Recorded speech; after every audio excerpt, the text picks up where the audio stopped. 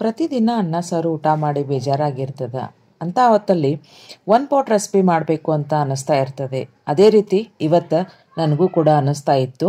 ಹಾಗೆ one pot recipe ಮಾಡೋಣ ಬರ್ರಿ. ಒಂದು ಕುಕ್ಕರನ್ನು ಗ್ಯಾಸ್ ಮೇಲೆ ಇಟ್ಕೊಂಡಿದ್ದೇನೆ.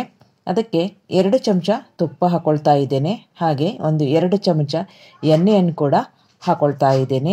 ಎಣ್ಣೆ ಮತ್ತು ತುಪ್ಪ ಎರಡು ಬಿಸಿ ಆದಮೇಲೆ ಅದಕ್ಕೆ 2 ಪಲಾವ್ ಎಲೆ ಮತ್ತು ಇದು ಬಿರಿಯಾನಿ ಎಲೆ ಅಂತ ಸಿಗ್ತದೆ, ಅದರ ಎಲೆಗಳನ್ನು ನಾನು 2 ಕಟ್ ಮಾಡಿ ತೊಳೆದು ಹಾಕ್ಕೊಳ್ತಾ ಇದ್ದೇನೆ. ಹಾಗೆ ಮಸಾಲೆಗಳನ್ನು ತಗೊಂಡಿದ್ದೇನೆ. ಒಂದು ಅರ್ಧ ಇಂಚು ಚಕ್ಕೆ, 8 ರಿಂದ 10 ಕಾಳು ಮೆಣಸು ಮತ್ತು 1 ಏಲಕ್ಕಿಯನ್ನು ತಗೊಂಡಿದ್ದೇನೆ. ಹಾಗೆಯೇ ಒಂದು ಅರ್ಧ ಸ್ಟಾರ್ ಹೂವಿನ ಎಳೆಗಳನ್ನು ತಗೊಂಡಿದ್ದೇನೆ. ಹಾಗೆ ಕಲ್ಲು ತಗೊಂಡಿದ್ದೇನೆ, ಹಾಕ್ತಾ ಇದ್ದೇನೆ. ಮತ್ತು ಒಂದು 8 ರಿಂದ 10 ಕರಿಬೇವಿನ ಹೆಸಳನ್ನು ನಾನು ಹಾಕ್ತಾ ಇದ್ದೇನೆ. ಮತ್ತು ಈ ಮಸಾಲೆಗಳನ್ನು ಸ್ವಲ್ಪ ಕುಟ್ಟಿ ಪುಡಿ ಮಾಡಿ ಹಾಕ್ಕೊಳ್ತಾ ಇದ್ದೇನೆ. 1 ಈರುಳ್ಳಿಯನ್ನು ಉದ್ದುದ್ದಕ್ಕೆ ಹೆಚ್ಚಿಗೆ ಹಾಕ್ಕೊಳ್ತಾ ಇದ್ದೇನೆ. ಒಂದು 4 ರಿಂದ 5 ಹಸಿಮೆಣಸಿನಕಾಯಿಯನ್ನು ಕಟ್ ಮಾಡಿ ಹಾಕ್ಕೊಂಡಿದ್ದೇನೆ. ಮತ್ತು ರುಚಿಗೆ ಉಪ್ಪನ್ನು ಹಾಕ್ಕೊಂಡಿದ್ದೇನೆ. ಈರುಳ್ಳಿ ಸ್ವಲ್ಪ ಕೆಂಪಗಾಗೋವರೆಗೂ ಹುರ್ಕೊಳ್ಬೇಕು. ನಂತರ ಅರ್ಧ ಚಮಚ ಅರಿಶಿನ ಪುಡಿಯನ್ನು ಹಾಕ್ಕೊಂಡಿದ್ದೇನೆ. ಮತ್ತು 8 ರಿಂದ 10 ಗೋಡಂಬಿಯನ್ನು ನಾನು ಸಣ್ಣಗೆ ಕಟ್ ಮಾಡಿ ಹಾಕ್ಕೊಂಡಿದ್ದೇನೆ. ಇಲ್ಲಿ ತರಕಾರಿಗಳನ್ನು ಹಾಕ್ಕೊಂಡಿದ್ದೇನೆ. ಒಂದು ಆಲೂಗಡ್ಡೆ, 8 ರಿಂದ 10 ಬೀನ್ಸನ್ನು ಹಾಕ್ಕೊಂಡಿದ್ದೇನೆ. ಮತ್ತು 1 ಕ್ಯಾರೆಟನ್ನು ಕಟ್ ಮಾಡಿ ಸಣ್ಣಗೆ ಕಟ್ ಮಾಡಿ ಹಾಕ್ಕೊಂಡಿದ್ದೇನೆ. ಸ್ವಲ್ಪ ಶುಂಠಿ ಬೆಳ್ಳುಳ್ಳಿ ಪೇಸ್ಟನ್ನು ಹಾಕ್ಕೊಂಡಿದ್ದೇನೆ. ಎಲ್ಲವನ್ನು ಚೆನ್ನಾಗಿ ಮಿಕ್ಸ್ ಮಾಡಿ ಸ್ವಲ್ಪ ಹುರ್ಕೊಳ್ಬೇಕಾಗತ್ತೆ. ತರಕಾರಿ ಚೆನ್ನಾಗಿ ಬೇಯಬೇಕು. ಈಗ ಒಂದು 10 ರಿಂದ 15 ಪಾಲಕ್ ಎಲೆಗಳನ್ನು ತಗೊಂಡು ನಾನು ಮಿಕ್ಸರ್ನಲ್ಲಿ ಪ್ಯೂರಿ ಮಾಡ್ಕೊಂಡಿದ್ದೇನೆ. 1 ಬಟ್ಲು ಪ್ಯೂರಿ ಆಗಿದೆ. ಆ ಪ್ಯೂರಿಯನ್ನು ಈ ತರಕಾರಿ ಜೊತೆಗೆ ಸೇರಿಸ್ಕೊಂಡು ನಾನು ಹುರ್ಕೊಳ್ತಾ ಇದ್ದೇನೆ. ಚೆನ್ನಾಗಿ ಮೆತ್ತಗಾಗಬೇಕು ತರಕಾರಿಗಳು. ಅದಕ್ಕೆ 1 ಟೊಮೆಟೊವನ್ನು ಕಟ್ ಮಾಡಿ ಹಾಕ್ಕೊಳ್ತಾ ಇದ್ದೇನೆ. ನಾನು 2 ಸಣ್ಣ ಬಟ್ಲಾಗುವಷ್ಟು ಅಕ್ಕಿಯನ್ನು ತಗೊಂಡಿದ್ದೇನೆ. ಆ ಅಕ್ಕಿಯನ್ನು ತೊಳೆದು ಒಂದು 10 ನಿಮಿಷ ನೆನೆಯೋದಕ್ಕೆ ಬಿಟ್ಟಿದ್ದೆ. ಈಗ ಅಕ್ಕಿಯನ್ನು ಸೇರಿಸ್ಕೊಂಡು ಎಲ್ಲವನ್ನು ಚೆನ್ನಾಗಿ ಒಂದು ಸಾರಿ ಮಿಕ್ಸ್ ಮಾಡಿಕೊಂಡು ಅದಕ್ಕೆ 4 ಬಟ್ಲು ನೀರನ್ನು ಹಾಕ್ಕೊಳ್ತಾ ಇದ್ದೇನೆ. ನಾನಿಲ್ಲಿ ಬಿಸಿನೀರನ್ನು ಹಾಕ್ಕೊಳ್ತಾ ಇದ್ದೇನೆ. ಬಿಸಿನೀರು ಹಾಕೋದ್ರಿಂದ ಅನ್ನ ಚೆನ್ನಾಗಿ ಉದುರಾಗಿ ಬರ್ತದೆ.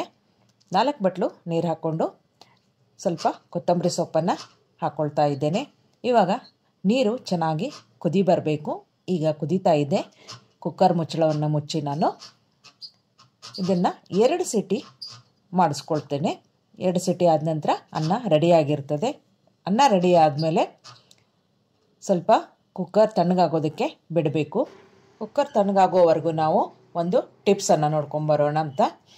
ಇಲ್ಲಿ ಒಂದು ಪಾತ್ರೆಯಲ್ಲಿ ನಾನು ನೀರನ್ನು 2 ಗ್ಲಾಸ್ ನೀರನ್ನು ಹಾಕ್ಕೊಂಡು ಇಟ್ಕೊಂಡಿದ್ದೇನೆ. ಅದು ನೀರು ಚೆನ್ನಾಗಿ ಕುದೀತಾ ಇರಬೇಕು.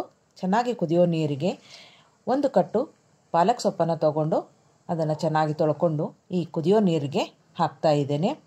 ಇದನ್ನು ಒಂದು 5 ನಿಮಿಷ ಕುದಿಸ್ಕೊಂಡ್ರೆ ಸಾಕು. ಈ ಕುದಿಯೋ ಪಾಲಕ್ ಸೊಪ್ಪಿಗೆ ಸ್ವಲ್ಪ ಉಪ್ಪನ್ನು ಹಾಕಿ ನಾವು ಕುದಿಸ್ಕೊಂಡ್ರೆ ಪಾಲಕಿನ ಬಣ್ಣ ಹಾಗೆ ಚೆನ್ನಾಗಿ ಹಚ್ಚ ಹಸಿರಾಗಿ ಇರ್ತದೆ. ಈಗ ಪಾಲಕ್ ಸೊಪ್ಪಿಗೆ ಮುಚ್ಚಳ ಮುಚ್ಚಿ ಒಂದು 5 ನಿಮಿಷ ಬೇಯಿಸ್ಕೊಳ್ತೇನೆ. ಇವಾಗ ಪಾಲಕ್ ಸೊಪ್ಪು ಬೆಂದಿದೆ. ನಾನು ಸ್ಟವ್ ಆಫ್ ಮಾಡ್ಕೊಳ್ತಾ ಇದ್ದೇನೆ.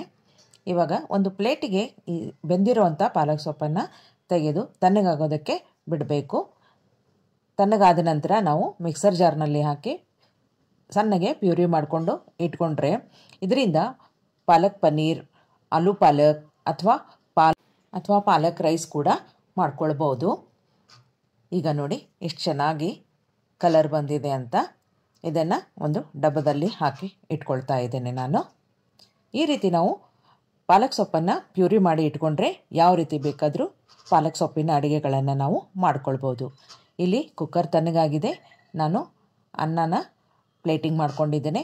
ನೋಡಿ ಚೆನ್ನಾಗಿ ಪಾಲಕ್ ಸೊಪ್ಪಿನ ರೈಸ್ ರೆಡಿಯಾಗಿದೆ. ಇವಾಗ ಸ್ನೇಹಿತರೆ, ನನ್ನ ರೆಸಿಪಿ ಇಷ್ಟ ಆದಲ್ಲಿ ನನ್ನ ಚಾನಲನ್ನು ಸಬ್ಸ್ಕ್ರೈಬ್ ಮಾಡ್ಕೊಂಡು ನೋಡಿ ಹಾಗೂ ನಿಮ್ಮ ಫ್ರೆಂಡ್ಸ್ ಆ್ಯಂಡ್ ಫ್ಯಾಮಿಲಿಗೆ ಶೇರ್ ಮಾಡಿ. ಧನ್ಯವಾದಗಳು.